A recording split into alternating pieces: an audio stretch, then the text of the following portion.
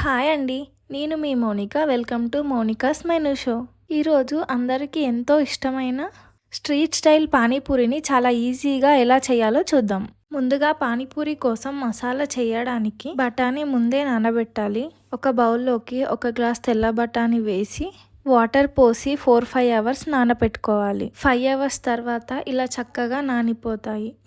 కుక్కర్లో బఠానీ వేసి వాటర్ పోసి ఒక 5 విజిల్స్ తీస్తే చాలు. బఠానీ చాలా చక్కగా ఉడుకుతుంది.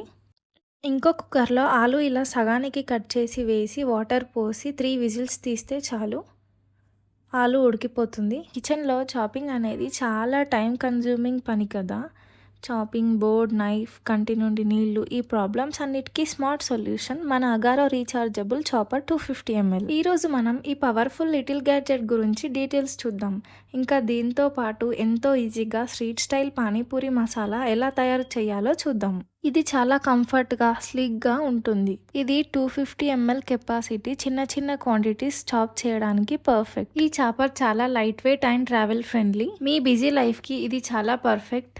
మీరు పిక్నిక్స్కి కూడా తీసుకెళ్లొచ్చు. రీఛార్జబుల్ అండ్ కార్డ్లెస్ ఫ్లెక్సిబిలిటీ ఉంటుంది. ఎక్కడైనా వాడుకోవచ్చు. 1 టచ్ ఆపరేషన్, ఒక బటన్ నొక్కితే చాలు, పని అయిపోతుంది. స్టెయిన్లెస్ స్టీల్ బ్లేడ్స్ చాలా షార్ప్గా ఉంటాయి. సేఫ్టీ లాక్ సెక్యూర్గా ఫిట్ చేస్తేనే ఆన్ అవుతుంది. ముందుగా కొన్ని ఆనియన్స్ తీసుకున్నాను.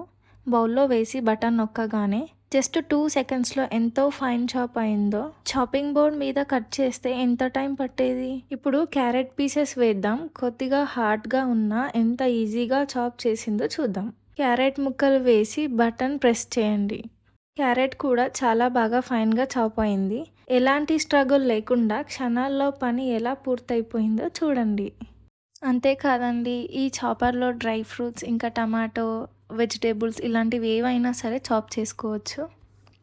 ఇప్పుడు ఒక మిక్సీ జార్ తీసుకోండి. ఒక చిన్న కొత్తిమీర కట్ట వేసి, 1 కప్పు పుదీనా, 3 పచ్చిమిర్చి, 1 ఇంచు అల్లం ముక్క, హాఫ్ లెమన్ పిండండి. ఇందులోకి 1 కప్పు వాటర్ వేసి మెత్తగా పేస్ట్ లాగా చేసుకోండి. ఇప్పుడు ఆ పేస్ట్ని ఒక బౌల్లో వేసుకోండి. ఇప్పుడు పానీపూరిలో పానీ కోసం ఒక చిన్న నిమ్మకాయ సైజ్ అంత చింతపండుని ముందే నానబెట్టి రసం తీసుకొని 1 కప్పు రసం వేయాలి. ఇందులోనే ఒక 2 గ్లాసుల వరకు వాటర్ యాడ్ చేసుకోండి. ఇప్పుడు మన టేస్ట్కి సరిపోయేలా 1/2 టీ స్పూన్ జీలకర్ర పొడి, 1/2 teaspoon chaat masala, 1/2 teaspoon కారం, 1/2 teaspoon salt, 1/2 teaspoon coriander powder, అందులోనే 1/2 కప్ ఆనియన్ వేసి 1/2 కప్ కొరియండర్ వేసి బాగా కలపండి. అయితే ఇలా వేసిన మసాలాలు పులుపు మనకి సరిపోయాయో లేదో ఒకసారి టేస్ట్ చూసి మీరు అడ్జస్ట్ చేసుకోండి. ఇప్పుడు మనం పానీపూరిలోకి మసాలా ప్రిపేర్ చేసుకుందాం. ఇప్పుడు ఆలు పీల్ చేసుకొని ఇంకో బౌల్లో మనం ముందుగా ఉడకపెట్టుకున్న బఠానీ ఇంకా ఆలు వేసి మొత్తం మ్యాష్ చేయండి.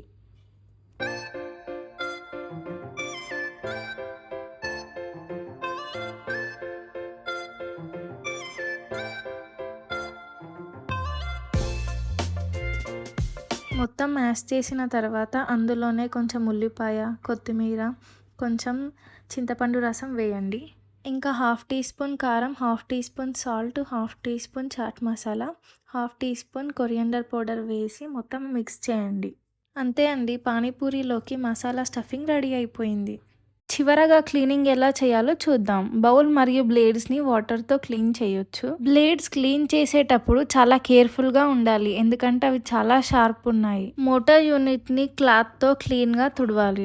ఓవరాల్గా ఈ గ్యాడ్జెట్ మనందరి దగ్గర ఉండాల్సిందే, ఎందుకంటే ఇది చాలా యూస్ఫుల్ అవుతుంది. మీకు ఈ చాపర్ నచ్చితే పర్చేస్ లింక్ కింద డిస్క్రిప్షన్లో ఇచ్చాను. ఇప్పుడు ఒక్కొక్క పూరిని తీసుకొని చిన్నగా హోల్డ్ చేసి ఇందులోకి మనం ప్రిపేర్ చేసుకున్న స్టఫింగ్ పెట్టి పానీ వేసుకుంటే నోరూరించే పానీపూరి రెడీ అయిపోయింది.